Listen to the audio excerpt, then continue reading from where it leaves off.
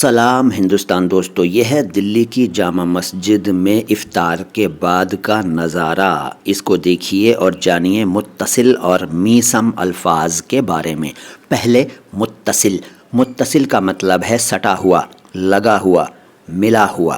عربی سے یہ شبد آیا اور اس کا ارتھ ایک یہ بھی ہے کہ دیوار سے دیوار ملی ہوئی ہو۔ مطلب جب آپ کی دیوار کسی اور بلڈنگ سے، آپ کے گھر کی دیوار کسی اور بھون سے ملی ہوئی ہوتی ہے تو ہم کہتے ہیں کہ یہ گھر اس گھر کا متصل ہے، اس بھون کا متصل ہے۔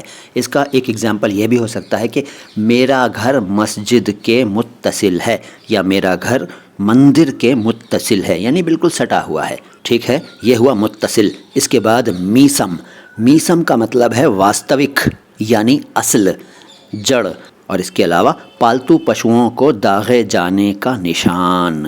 اگزامپل یہ ہو سکتا ہے کہ پرانے زمانے میں لوگ کسی پالتو جانور کے میسم کو دیکھ کر اندازہ لگا لیتے تھے کہ اس کا مالک کون ہے۔